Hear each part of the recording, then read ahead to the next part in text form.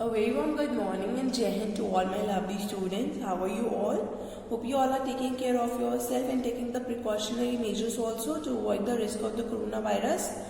Yesterday we have done 4 chapters, 2 chapters from the PT1 syllabus, and we have started the half-yearly syllabus also, page number 30 and 31. And today we are going to do page number 32.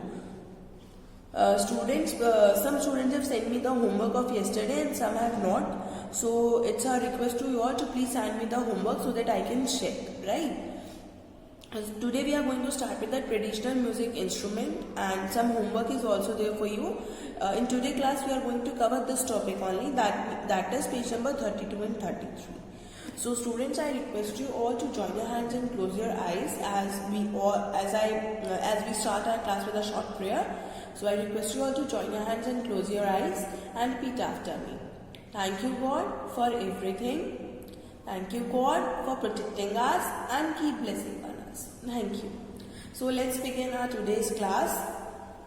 Today is 22nd of August. Sorry, the date I have mentioned is 23. Sorry. Today the date is 22 because tomorrow is a rest day. Tomorrow is a holiday. So let's start. The exercise is at last. Only 4 fill-ups we have to do. So let's start our class. What we are going to do in this class? There are some traditional music instrument. मतलब कुछ ऐसे instruments हैं जो traditional music में हम use करते हैं, जैसे folk singing में हम जिसे basically बोलते हैं, तो हम उसमें जो हमारे इंस्ट्रूमेंट यूज होते हैं हम उसी के बारे में आज पढ़ने वाले हैं. ठीक है, तो जो पहला वाला इंस्ट्रूमेंट है वो कौन सा है? द बालिका, अ स्ट्रिंग्ड म्यूजिकल इंस्ट्रूमेंट. स्ट्रिंग का मतलब आप सब समझते ही होंगे, जिससे मैंने लिखा हुआ भी है, बहुत सारे तारे होती है ना, पतली पतली सी, वैसे. Of the lute family was developed in 18th century. 18th century में बनाया गया था in Russia and Central Asia. Russia में और सेंट्रल एशिया में. It is made in 6 sizes. ये 6 साइजेस में बनाया गया था. फ्रॉम पिकोलो टू डबल बास. मतलब पिकोलो क्या है? It's a kind of a flute. उससे लेकर एक डबल बास तक. And has a flat back and a triangle belly that tapers to the neck. Tapers to the neck as you can see in the picture. Back जो है वो बिल्कुल flat है, triangle बेली है और टैपर्स टू द नेक, यानी कि जो नेक है वो एकदम से बिल्कुल सुकड़ी हुई है, ना बिल्कुल पिचकी सी. Reduced. In English, the meaning is reduced. The instrument was usually used in folk music, but was also employed. Usually ये इंस्ट्रूमेंट जो है folk music में यूज किया जाता है, but also employed in large बालिकास orchestras in 20th century. In 20th century में जो हमारे orchestras होते हैं उनमें भी ये यूज किया जाता है. Okay. The next one is the एक तारा. I have seen this, मतलब सीन इन द सेंस की आपने सारे इंस्ट्रूमेंट देखे होंगे. अगर आप राजस्थान की तरफ या आप जयपुर गए होंगे तो you have almost seen these kind of instrument. तो ये जो एक तारा इंस्ट्रूमेंट है वो क्या है? Ektara is a rhythmic folk instrument with a stretched single string. देखो जैसे हमने स्ट्रेच की हुई है, जो स्ट्रिंग है वो स्ट्रेच की हुई है यहाँ पर. A spherical resonator covered with the animal skin. जो एक रेजोनेटर है वो एनिमल स्किन से कवर अप किया गया है. And split bamboo cane as a neck. ये जो स्प्लिट बैम्बू केन है मतलब इसको हम एज अ नेक यूज करते हैं. The name literally means one string. एक तारा का मीन क्या होता है? वन स्ट्रिंग, यानी कि एक से. This instrument is use mainly, कहाँ यूज होता है ये? इंडिया में, पाकिस्तान में और बांग्लादेश में. This instrument is also known as Gopichand. इस इंस्ट्रूमेंट को हम गोपीचंद भी बोलते हैं. ओके.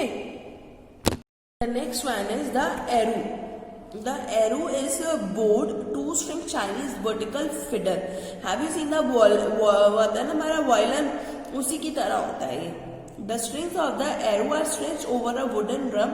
जो इसकी strings होती हैं वो stretch की गई है wooden drum पे. देखिए इससे आपको सितार की तरह ये दिख रही होंगी. Like resonator covered by snake skin membrane.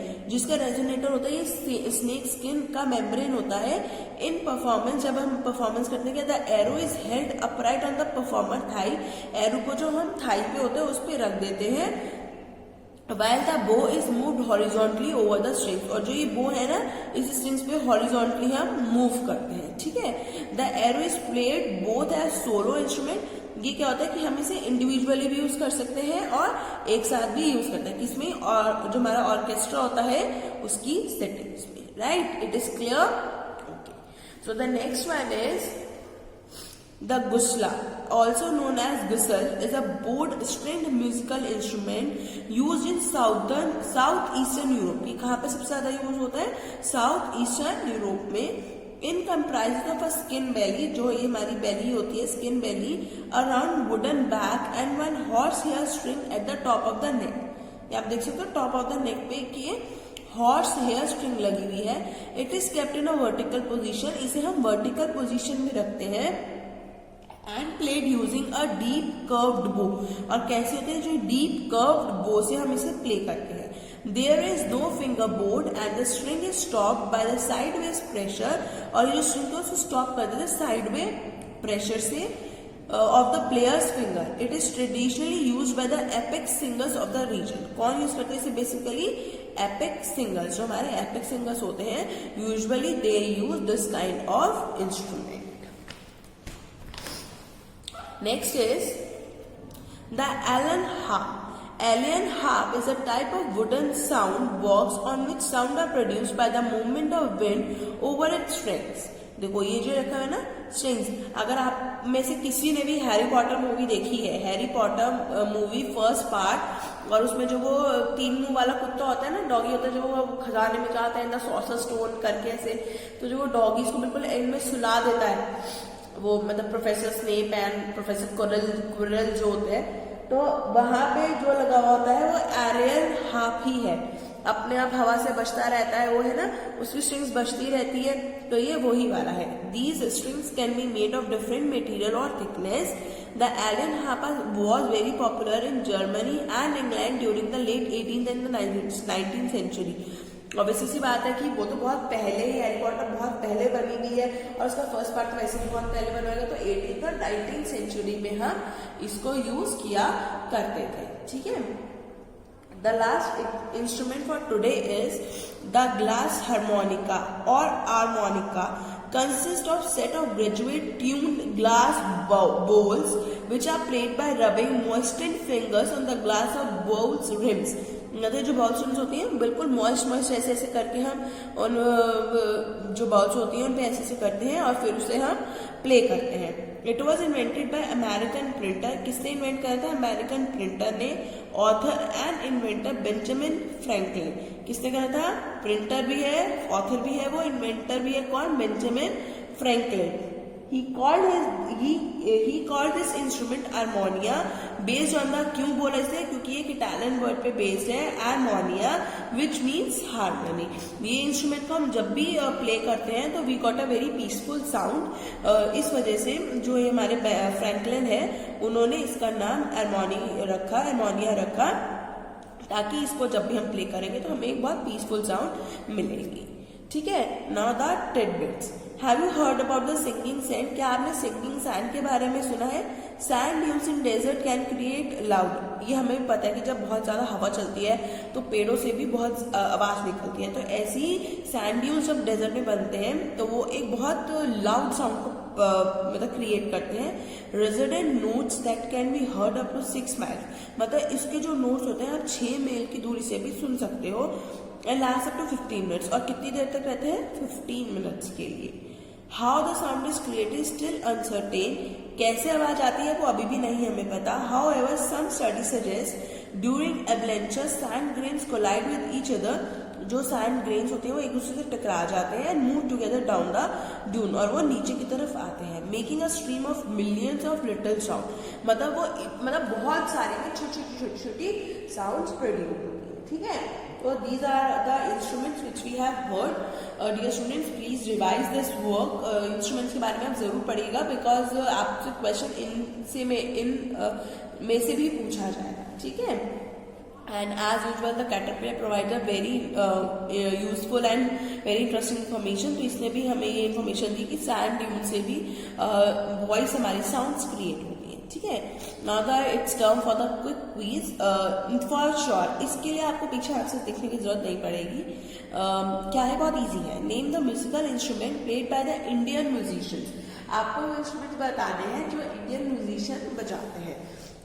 Hariprasad Chaurasia, he played flute, I think ये सबको पता होगा। जाकिर हुसैन, तबला।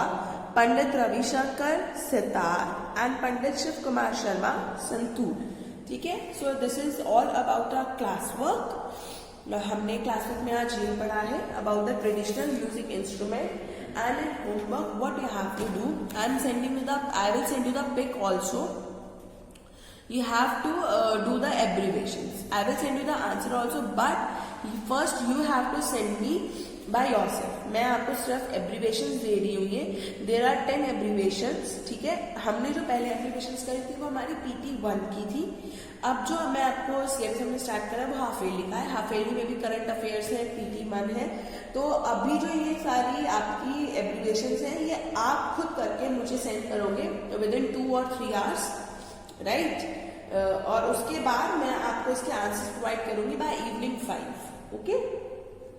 तो मैं आपको बता देती हूँ क्या है। First one is UNICEF, second one is ESOP, HMT, ITI, fifth one is FICCI, sixth is ERP, ये आपके स्कूल में भी यूज होती है तो होपफुली आप बता सके क्या है ये। 7 BPE, 8 CRS, 9 CPS and 10th is EPS. Okay, please do not search it on internet. पहले आपको जितनी पता है आप उतनी सॉल्व करिए। कोई आपका टेस्ट नहीं है, कुछ नहीं है, आप सॉल्व करिए and by evening 5 I will send you the answers, okay. Now there are 3 current affairs only, 3 question जिसके आंसर आपको देने हैं, ठीक है। Which CM announces a scheme to launch Padhai Tuhar पारा। कौन से सीएम ने, कौन से स्टेट के सीएम ने ये अनाउंस करा है कि वो एक स्कीम को लॉन्च करेंगे जिसका नाम है पढ़ाई तुहार पार, okay. Next is on which day Indian Navy hold a conclave. कौन से दिन इंडियन नेवी ने एक कॉन्क्लेव होल्ड किया था, okay. Who inaugurate a bridge इन लद्दाख। लद्दाख में किसने एक ब्रिज को इनॉग्रेट करा है। These 3 questions are your current affairs and those are 10 abbreviations. आप लोग इसे पहले खुद सॉल्व करके मुझे सेंड करो and after that till 5 PM I'll send you, or not till, or 5 PM I'll send you the answers.